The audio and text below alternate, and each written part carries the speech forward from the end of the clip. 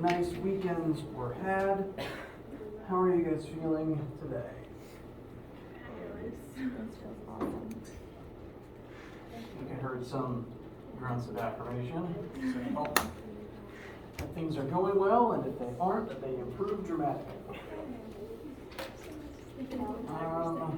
Today is Monday, October 4th, and the only assignment that will be due today is your take-home lab from last week. By midnight tonight, I simply need all of your group's work turned in some form, either emailed to me digitally or handed to me physically or slid under my door, my office door. I don't really care what format as long as I have it and all of your work and all of your group's names are present on it. The Chapter 4 homework and quiz are being moved to Wednesday night. I might not have actually updated that on WebAssign yet, so WebAssign might still say tonight, but I will be changing that shortly. It will be due Wednesday night, because today we're going to have a nice lecture on friction, apply some friction things, and Wednesday we will use to review and tie everything together. How do you guys feel?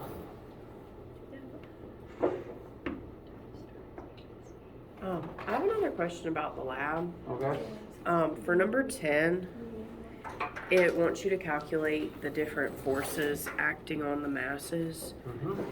But like if you try to calculate tension, it's not the same as what's given to you on the simulator. Is that because we have 50% error, or No, I did it wrong? means you probably did it wrong. The simulator told you tension. Right. So do we even need to calculate it? No. Or, okay. You just need to list it, Listed. Got it. along with all the other forces present. Okay. Thanks. We will begin together here in class looking at a few of the complex tension examples together once we have friction under our belts. So that'll probably be what we spend Wednesday doing to help review the homework. Okay. Any other questions about anything at all?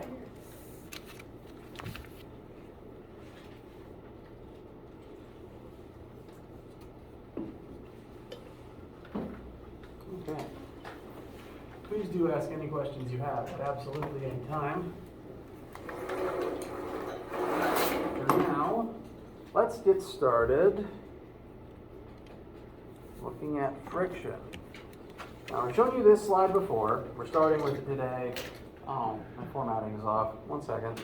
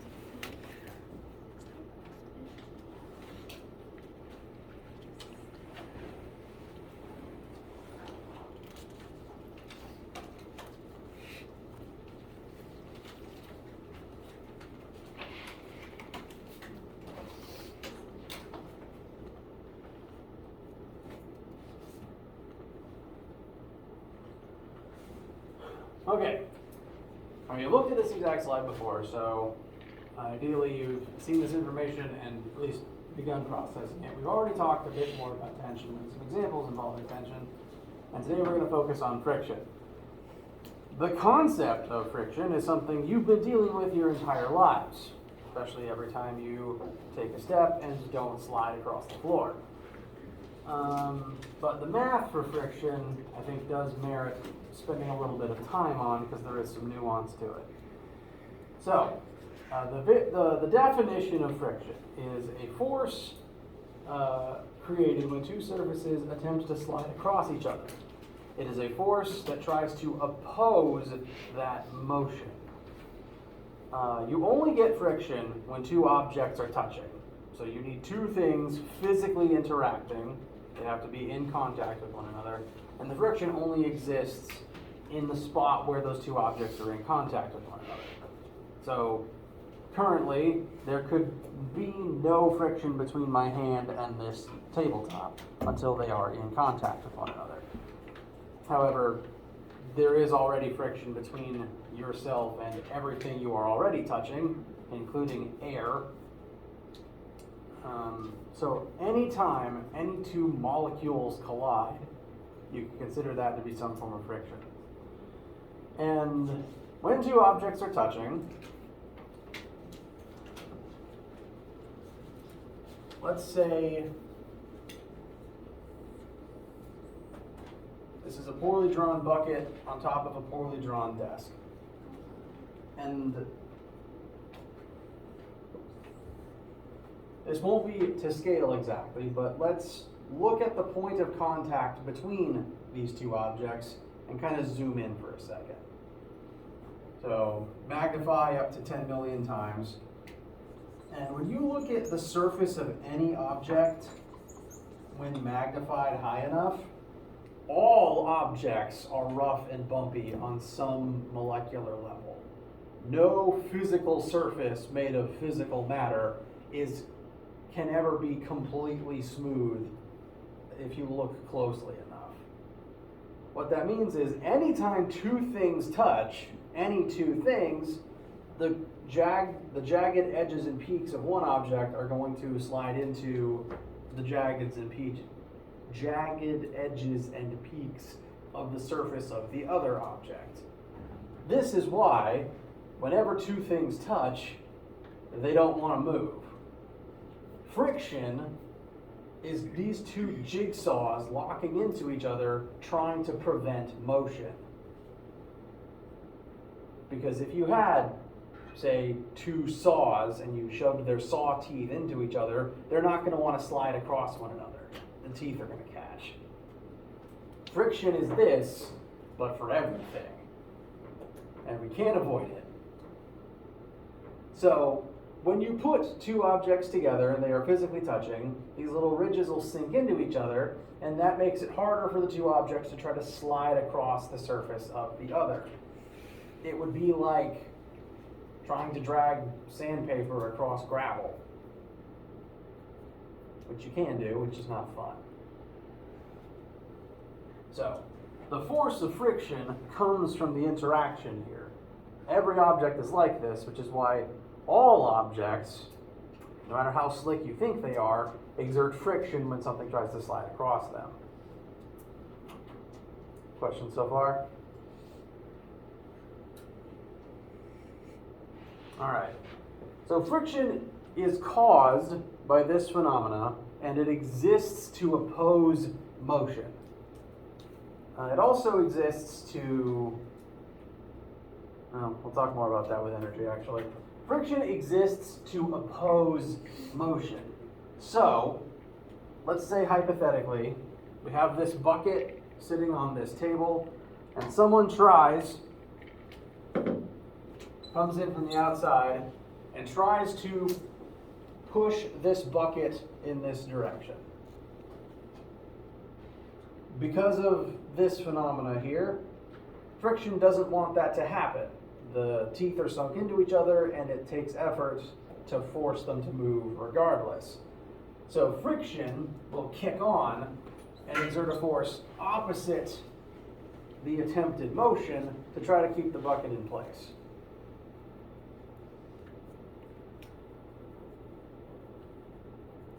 Now, it is possible to overpower friction, because if you've ever pushed anything until it slides, you have overpowered friction. But just because the object starts moving doesn't mean the friction goes away. It's always there as long as the two things are touching each other. Friction is always there, always slowing everything down, which for a lot of things is a giant headache. Has anyone ever had a car or a computer overheat? So friction not only opposes motion, it also takes energy away from the moving parts and just warms them up. If you've ever done this and felt your palms warm up, then you know that friction creates heat. It does that by taking energy away from motion and turning it into thermal energy. When your engine overheats, it's because all the moving parts in it have been moving too much, sliding across and grinding into other moving parts. Now there's a bunch more energy that is now thermal energy, and the parts are melting. So friction's kind of a big pain for that reason. There are times where friction is good. For example, my existence would be a lot harder if I couldn't stay in place on the ground. It's nice to be able to stay still when I want to. And if there was no friction, well, going anywhere would be like dancing on an oil slick, except worse. So it'd be nice if we could turn it off sometimes, but we're stuck with it for better or worse. Now, this is the basic formula for friction, and it will get slightly more complicated as we continue talking about it today. But for right now, the basic formula for friction, which I'm going to abbreviate as F subscript F, is equal to normal force times mu. That symbol is the lowercase Greek letter mu, pronounced the same way as the Pokemon. And we'll talk about each piece of this in detail, especially mu. When one tries to calculate friction, the things that you need to take into account are the normal force between the two objects. The mass of the object itself is not super important. What matters is the forces going on between the objects, regardless of what's causing those forces. In this bucket example, the harder the bucket is pressing into the surface, the harder the surface is going to press back into the bucket due to Newton's third law. And that means that all of these jagged peaks are going to press even harder into each other. So the more normal force in a situation, the more friction there is. Meanwhile, the less normal force, there's less force pushing those teeth into each other, the less friction there will be. When, at any point, if you've tried to move a heavy object, if you've pushed it, kept pushing, and it just doesn't move, you've probably tried to lift upwards and then push. Maybe you can't lift the object completely up, but you just get it, you're reducing the normal force slightly by pushing up, and then it can budge. You've reduced the friction by reducing the normal force. Again, you've been doing this stuff your whole lives. So the forces involved between the objects matter. That is one of the biggest, well, it's one of the only two things needed to calculate friction. The other thing needed is this weird little thing here.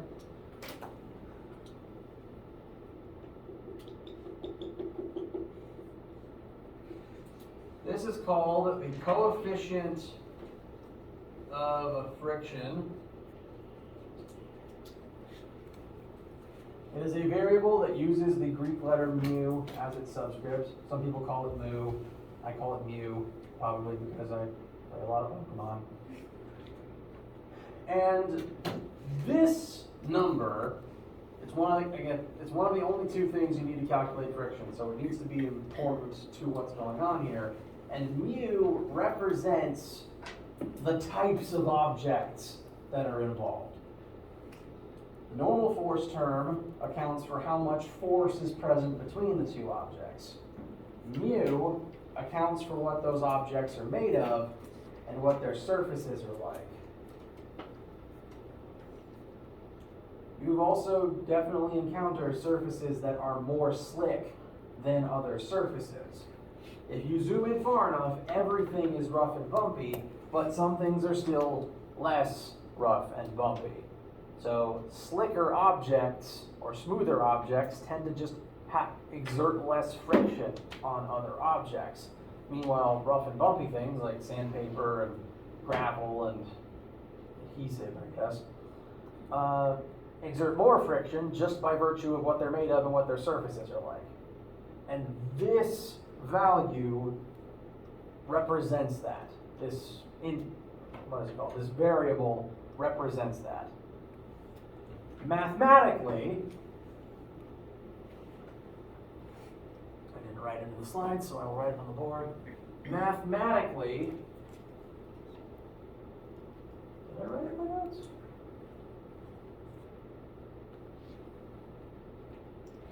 Hey, I did. Thank goodness.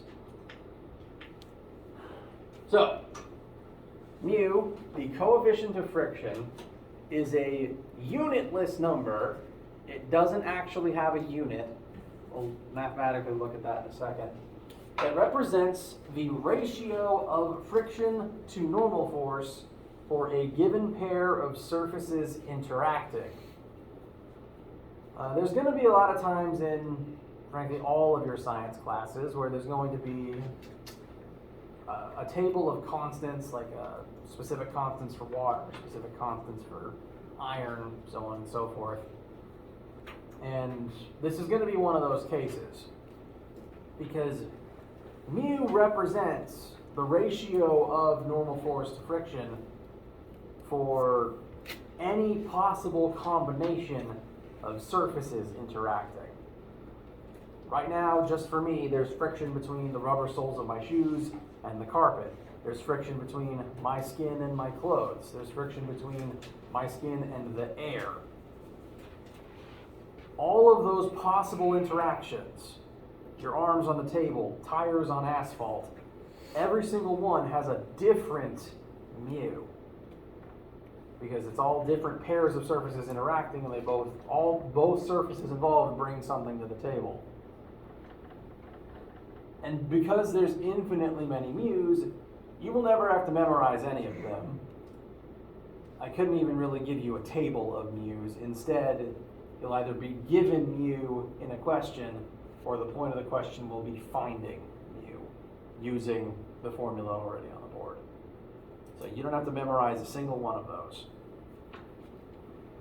But some things that all coefficients of friction have in common: mu will always be an decimal value between 0 and 1. It is always a very small number because it represents a ratio of normal force to friction.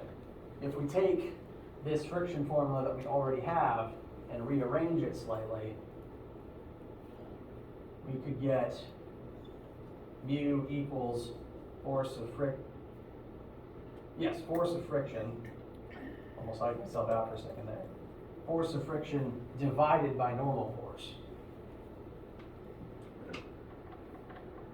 So in order to find mu, you're dividing a force by a force.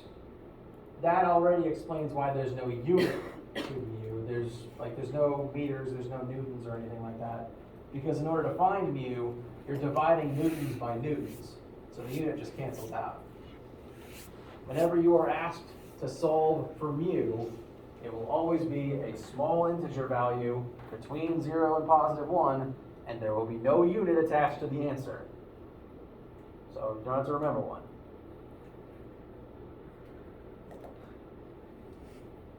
And it's always between 0 and 1.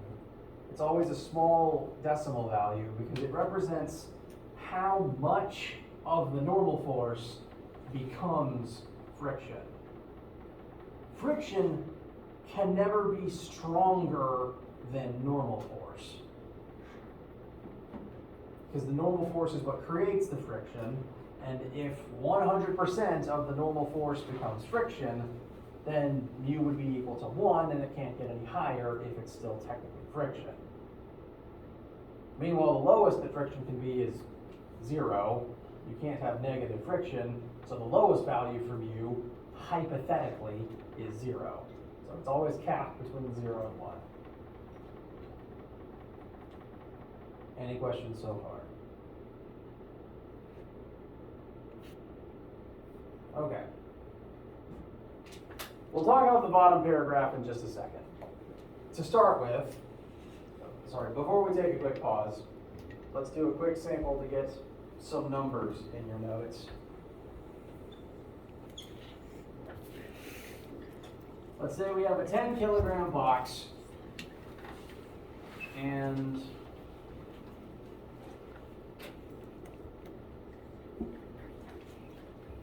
we have to kick it with a 50 Newton force to make it budge.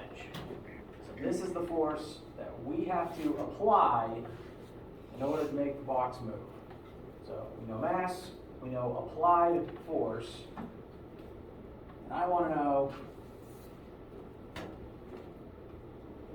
what the coefficient of friction between this box and the floor must be for that to be the case.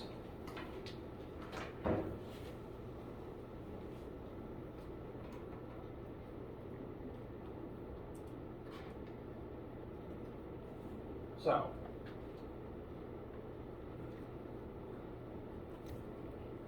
objects in motion will stay in motion. Sorry, objects at rest will stay at rest until the forces acting on that object are imbalanced. When an object is stationary, the existing forces on it are balanced. If let's just use this clock as an example. If I start pushing on this clock, I'm exerting a very light force right now. It's still not accelerating yet. And the reason for that is the friction to oppose the movement turns on, basically. It activates when motion is attempted. So I'm exerting a light force. Friction is now activated to try to cancel that out and keep this object in place. I can increase the force I exert, and friction will also increase the force it exerts up to a certain maximum. In order to make an object move, you have to equal and overpower the maximum value that friction can be. And this number, if you were to calculate this formally with normal force and mu, this number would represent that maximum. The maximum value that friction can exert before it breaks and gives way and the object begins moving. Questions so far? So what that means is we're just trying to slide a box around. If this is the force that we have to exert to make the box begin moving, that means friction must be equal to or less than that applied force. So we're kind of building a free body diagram here. We're thinking about the forces present on the box and their relationship with one another. If it was completely stationary and we have to exert 50 newtons to make it start budging, friction is going to have a maximum of 50 newtons. Also, because we're on Earth, we're going to have things like gravity and normal force that are playing part. When doing a friction question, it's pretty important to create a free body diagram, make sure you're tracking all the forces that are present, figuring out what the relationships to each other are. Drawing a picture is always a very good first step. And then the question becomes, how do we calculate mu for this specific situation? You only have one formula with mu in it so far, and that is this new one. Force of friction equals normal force times mu. Mu is what we're after. So we need to figure out what the force of friction would be. But by examining the situation, we've already determined what the maximum value for the friction could possibly be. So we're going to use the 50 newtons there. So 50 equals normal force times mu. Now we need to approximate what the normal force in this situation would be. We've determined all the forces on this object. Normal force would work only against gravity, and if the box is normally sitting stationary on a flat surface, what is the relationship between these two right now? They're equal. They're equal. They would have to be. So, the normal force would have to be equal to 10 times 9.8 in this specific situation. And now we can solve for mu. And I think the answer will come out to just less than 0.5. No, just more than 0.5, actually. Maybe like 0.51, 0.52.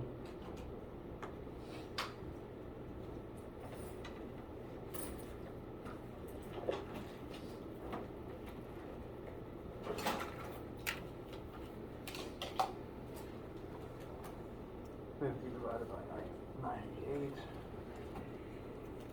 Yep, 0.51. Does anyone disagree?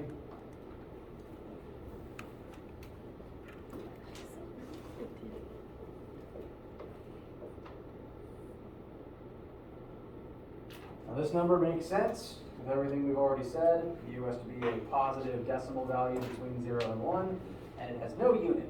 So that's the final answer.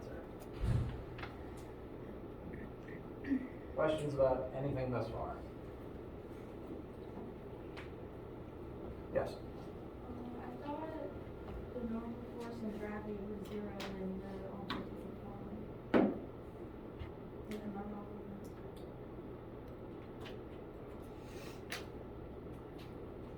Very rarely will gravity be 0, because gravity always exists, and unless I tell you otherwise, we can assume a question takes place on Earth's surface.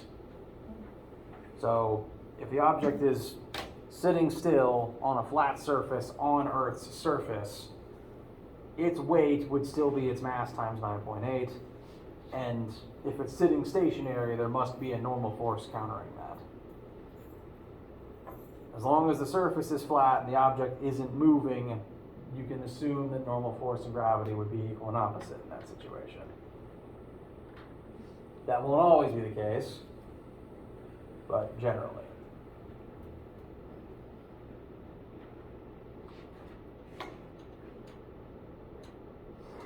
Pardon me. Questions so far?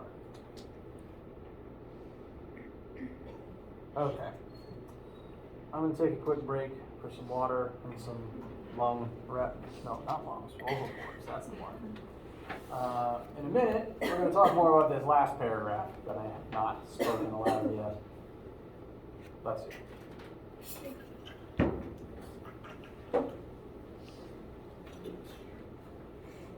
Bless you. Bless you. It's an easy play. It is.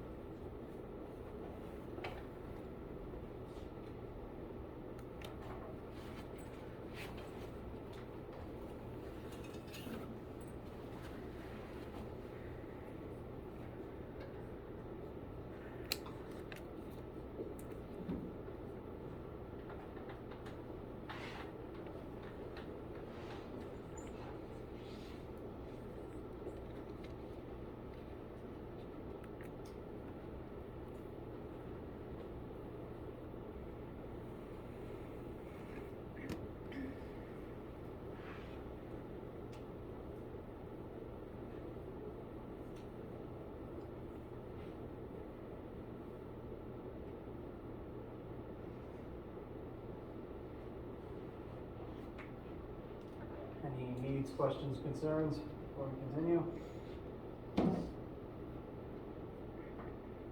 All right.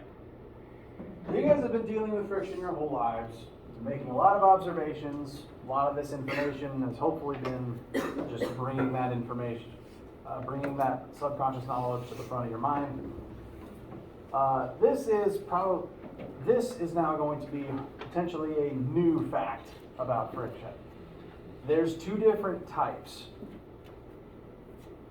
Have you ever noticed, say when you were I mentioned earlier, I asked if you guys had ever pushed a heavy object, it wouldn't budge. You kind of lift it up slightly and shove it again, and then it will budge. While doing any sort of that pushing heavy objects around tasks, have you ever noticed that as long as you're able to make an object start sliding, it's easier to keep it sliding than it is to start and stop again? Okay. You're not crazy. That's a real fact of the universe that you've picked up on. That is because there's two types of friction: static friction and kinetic friction. Static friction is the type of friction that tries to stop movement from happening in the first place. Like up here when I was applying a low force to this clock, because neither the clock nor the table are moving yet, they don't want that movement to even begin in the first place. So if objects around each other are stationary, if two objects are touching and they aren't sliding across each other, they don't want to slide across each other because, again, the saw teeth of their surfaces have locked into each other and they don't want to have to grind across each other. So static friction is what tries to prevent movement in the first place. And what static friction will do is it will slowly kind of activate and ramp up to its maximum in order to stop something from beginning to move. So in the problem we just did, the maximum for the static friction that kept that block in place is the max that the surface could exert. It will slowly increase from 0 to 50 in an attempt to keep that box in place. It will only ever exert as much as it needs to. If, say, the maximum static friction between this table and this clock is 50 newtons, and I'm only pushing with 10 newtons, the static will only activate 10 of that maximum 50 because it doesn't need any more than that. If it used more than 10, then the forces would be in balance and they would actually create motion. All this to say, static friction tries to stop things from moving in the first place. The second type is kinetic friction. Once two objects are sliding across one another, kinetic friction is, we've been talking about the saw teeth surfaces already. Kinetic friction is like the tops of those teeth gliding across one another. They don't really have time to sink and lock in as long as the motion continues. So kinetic is just the tips grinding across each other, which is one reason why it's weaker than static friction. Static friction, the teeth have locked in place and they don't want to go anywhere. Kinetic, as long as you keep that motion up, they don't have time to lock in, so it's easier to keep two things sliding than it is to start and stop again, or stop and start again. What this means for the math is every single surface interaction, every two types of surfaces that can touch each other, have two different mu's, one for static and one for kinetic. That also means that if you use those two different mu's, you can find two different forces. One force of friction for static, one force of friction for kinetic. These will always be as well labeled as possible in questions. Try to make the situation clear what type of friction is present. You'll either have both of them if you need both of them, or you'll be given everything you need to find both of them. Main takeaways from this are that there are two different types. Remember what static and kinetic mean. Remember when each type of friction is active. And remember that the static numbers are always bigger than their kinetic counterparts. Static friction is always stronger than kinetic friction. Even if it's just by a little bit, it's always the bigger number. So, we'll look at one more sample today. If we can get through it quickly. We're going to push you know what, I should have just kept the mass. We're going to push a 250 kilogram block horizontally across the ground. So we're going to start our diagram, 250 kilograms. We have to exert a maximum force of 1,000 newtons in order to make this brick budge. Once it budges, if we keep exerting that same 1,000 newtons, the box begins accelerating at a rate of 1 meter per second squared. That should be meter per second squared. I apologize. That is acceleration.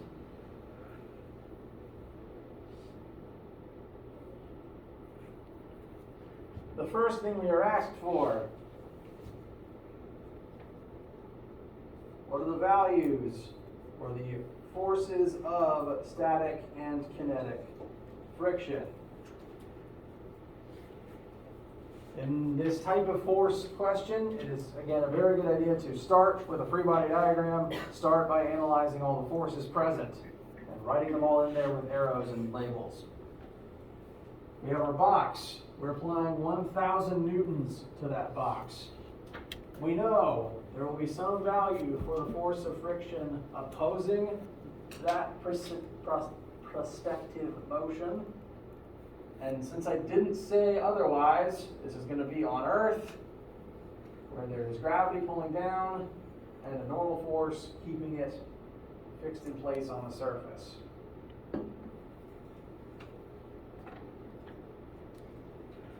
So, like last time, if we had to exert 1,000 newtons to make this box budge at all, what must the force of kinetic friction be? The maximum force of kinetic friction. Say it again. It's 1,000. The force that we need to exert to make it budge is the maximum, or at least very close to the maximum, that the static friction could be.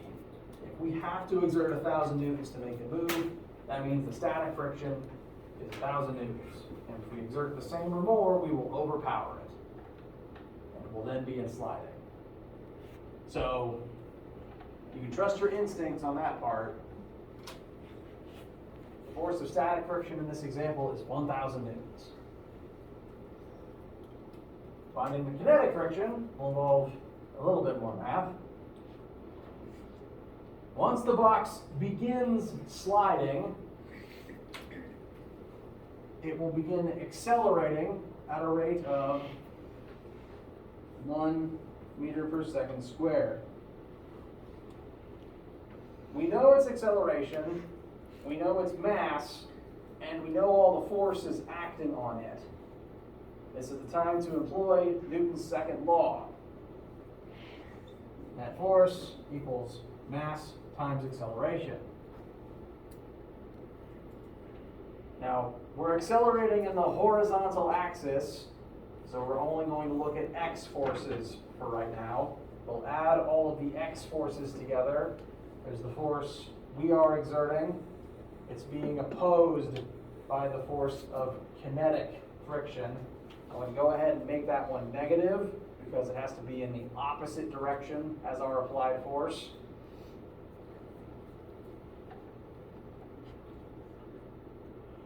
We know the box is mass. We know the box is acceleration.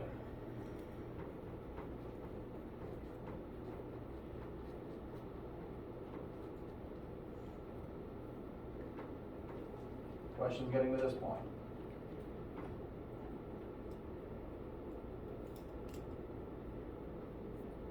Once we're here, all we have to do is rearrange and get that force of friction kinetic equals a number.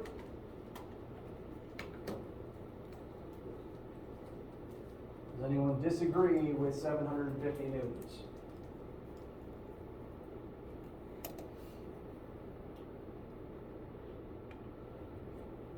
All right, so that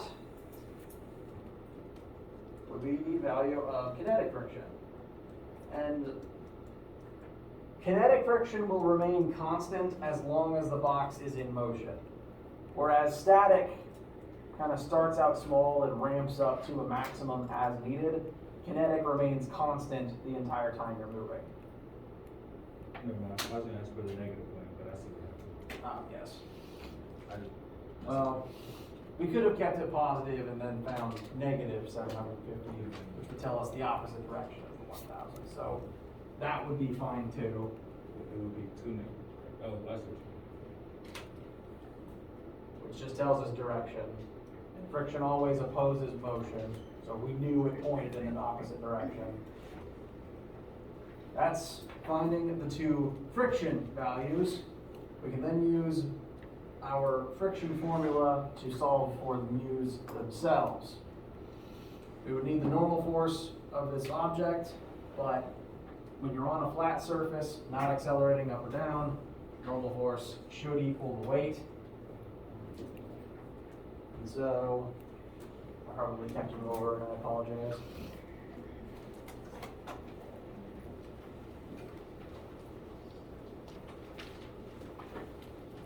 The static friction would equal the weight, 250 times 9.8 times mu.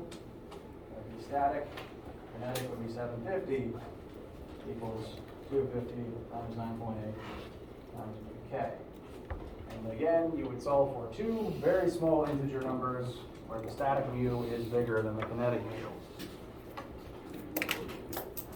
We're at the end of lecture and I don't want to keep you. If this is all still new and weird to you, that's why we're going to keep going over it on Wednesday. Bless you. Yes.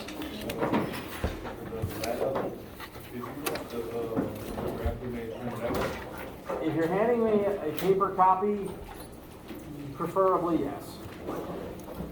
If it's a digital copy, you can just include it in your email. As you are continuing your homework and finishing your labs, please let me know if you have any questions at all. We will continue going over this friction information on Wednesday. Yes. I have a question on homework number, I think it's 7. Okay. We'll talk about that I will gladly talk about that with you in just a second. Have a good day. Normal lab this week. Do report to lab day as you normally would. Thank you very much. Have a nice day. Can I have my phone? Of course. Thank you. Welcome.